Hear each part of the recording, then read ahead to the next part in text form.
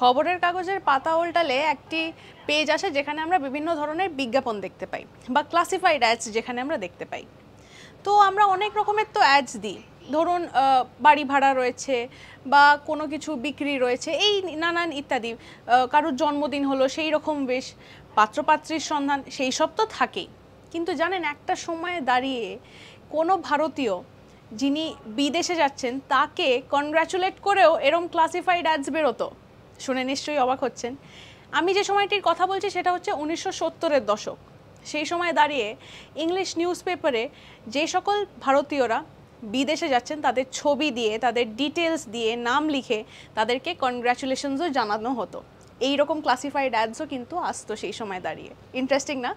এখন সেটা তো মানে ঘরে ঘরে আমরা দেখছি যে পড়াশোনার জন্যে, চাকরির জন্যে বিদেশে গিয়ে লোকজন সেটেল করছে। কিন্তু সেই সময় দাঁড়িয়ে এটা কিন্তু বলাই যেতে পারে বেশ একটা বিলাসবহুল ব্যাপার ছিল, বা একটা লাক্সারি ছিল, বা একটা মানে স্টেটাস সিম্বলও ছিল। এইরকম নানা আপডেটসের জন্যই চোখ রাখুন আজ তাক বাংলার ইউটিউব চ্যানেলে। সাবস্ক্রাইব করতে ভুলবেন না। আমরা কিন্তু রয়েছি হোয়াটসঅ্যাপেও, তাই ফলো করতে ভুলবেন না। সঙ্গে রাখুন আজ তাক বাংলাকে।